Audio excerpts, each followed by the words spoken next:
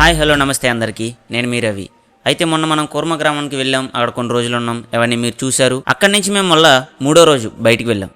అది ఎక్కడెక్కడ అనేది ఒకసారి మనం చూద్దాం.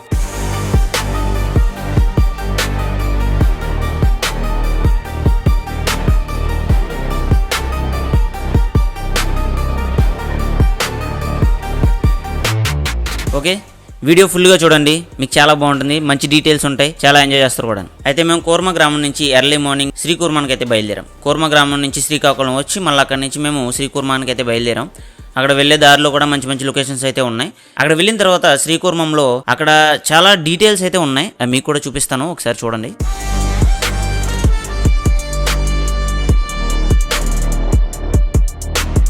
అయితే అక్కడ శ్రీకూర్మం దగ్గరికి వెళ్ళిన తర్వాత అక్కడ చిన్న చిన్న నక్షత్ర దాబేలని పెంచుతున్నారు. అది చూడడానికి అయితే చాలా బాగున్నాయి, మాకు చాలా బాగా అనిపించింది. ఇదంతా తిరిగేసిన తర్వాత ఆ గుడి చుట్టూ ఉన్న ఆవరణం కూడా మంచి పాజిటివ్ వైబ్ వచ్చింది మాకు. ఆ తిరిగి వెళ్ళిపోతుంటే అక్కడ ఫ్లెక్స్లో మాత్రం చిన్న లైన్ అవుట్ చదివాం. అక్కడ ఆ లైన్ నుంచి అంటే ఆ దేవస్థానానికి ఉన్న ఒక సొరంగ మార్గం, ఆ సొరంగ మార్గం అక్కడి నుంచి డైరెక్ట్ వారణాసికి అయితే ఉందని చదివాం. మరి అది ఎంతవరకు నిజమనేది మనకు తెలియదు. అంటే వాళ్ళ రాశారు, అందులో నిజం అబద్ధాలు మనకు తెలీదు.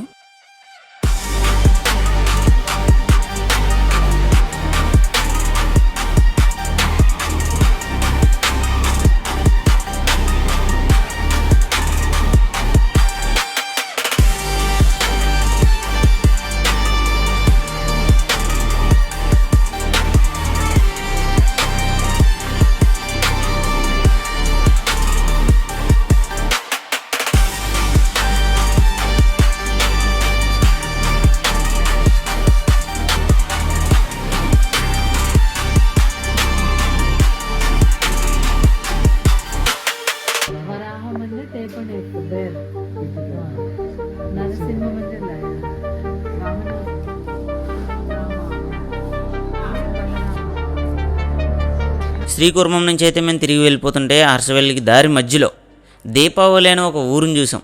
అంటే అది ఊరి పేరే దీపావళి. మాకు కొంచెం క్రేజీగా అనిపించి కొంచెం మీకు ఆ బోర్డు కూడా చూపిస్తాను చూడండి. ఆ దారి మధ్యలో సంక్రాంతి అనే ఊరు కూడా తగిలితే బాగున్నాం. అక్కడ నుంచి మళ్ళీ బయలుదేరి సూర్య దేవాలయానికి అయితే మేము వెళ్ళాం. ఆ సూర్య దేవాలయం అనేది హర్షవల్లిలో ఉంది. అక్కడ నుంచి నియర్ మాకు ఒక 15 to 20 కిలోమీటర్స్ పట్టిందేమో. అక్కడ నుంచి అక్కడ వెళ్ళాం, కానీ అక్కడ రికార్డ్ చేయడానికి అయితే ఏమీ లేదు. అవుట్డోర్ అయితే తీసుకున్నాం, అవుట్డోర్ తీసుకుని మళ్ళీ ఇక్కడ నుంచి బయలుదేరిపోయాం. ఎందుకంటే అక్కడ మాకు మొబైల్ ఫోన్స్ అనేవి అలౌ చేయలేదు వాళ్ళు లోపలికి పట్టుకెళ్ళడానికి కూడా. ఓకే, 2 ప్లేసులు అయితే కంప్లీట్ చేసుకున్నాం. సూర్య దేవాలయం కూడా చూసేసాం. మీకు చూపించడానికి అయితే అవ్వలేదు, అంటే ఫోన్ అలౌ చేయలేదు.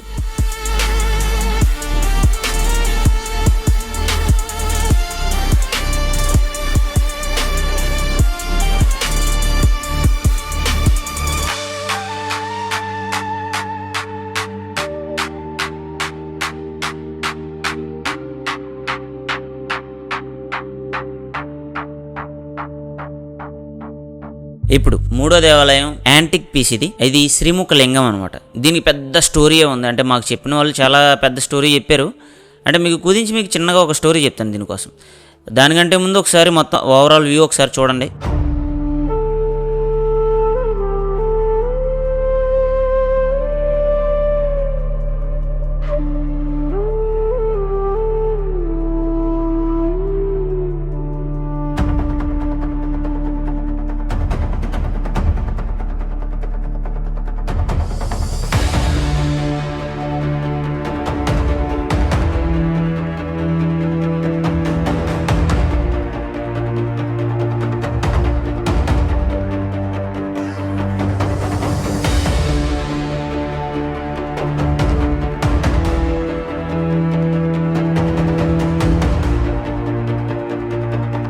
గుడిలో చాలా డీటెయిల్స్ అయితే ఉన్నాయి. మొత్తం అంతా స్టోన్తో చేశారు. ఆ ఆర్కిటెక్చర్ అంతా కూడా మనుషులు చేసిన దానిలాగా అయితే కనిపించలేదు. అక్కడ ఈ కన్స్ట్రక్షన్ ఎప్పుడు జరిగింది, ఎలా జరిగిందని మేము అడిగాం.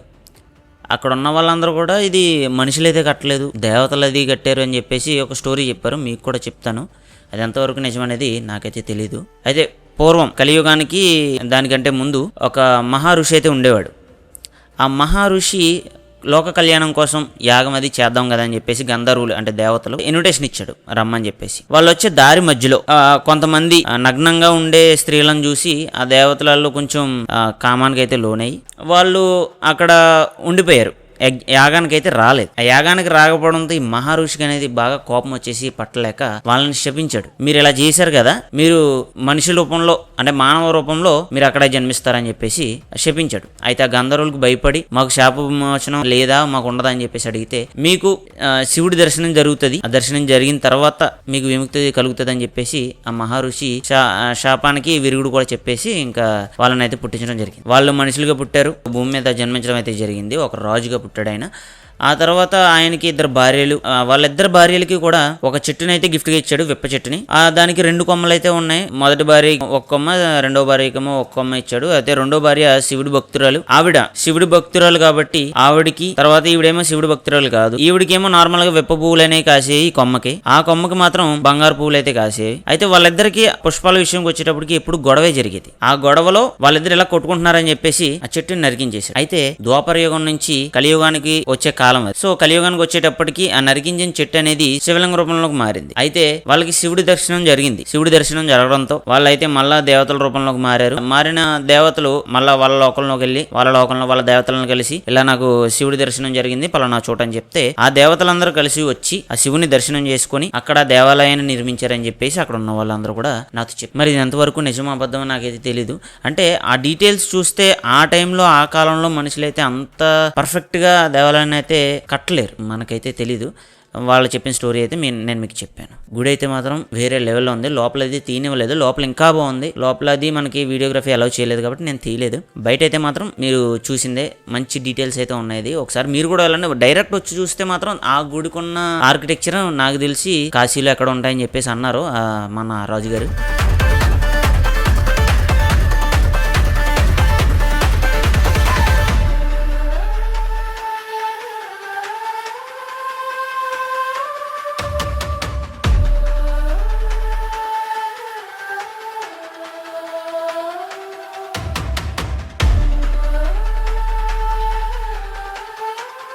అక్కడ కూడా అయిపోయిన తర్వాత మేము మళ్ళా బయలుదేరి గొట్ట బ్యారేజ్కి అయితే వెళ్ళాం. ఆ బ్యారేజ్ చాలా పెద్ద బ్యారేజ్. సుమారు మేము అక్కడ నుంచి ఒక 15 కిలోమీటర్లు మళ్ళీ వెళ్ళిన తర్వాత ధవళేశ్వరం, మన రాజమండ్రి ధవళేశ్వరం బ్రిడ్జ్ టైప్ లో కనిపించింది మాకు. చిన్నదేమో అనుకున్నాం కానీ అక్కడికి వెళ్ళిన తర్వాతే తెలిసింది అది ఎంత పెద్దగా ఉందనేది. చాలా పెద్దగా ఉంది. అది కన్స్ట్రక్షన్ లో ఉంది. మీకైతే ఒక లుక్ చూపిందాం కదా అనేసి నేను డ్రోన్ వ్యూ కూడా తీసాను. ఒకసారి అది కూడా చూసేసేయండి.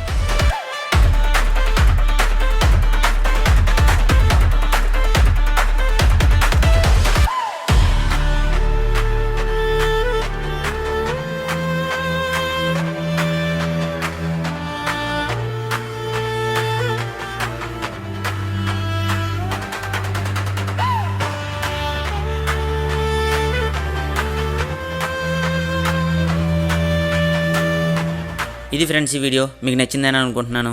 Please like, share and subscribe.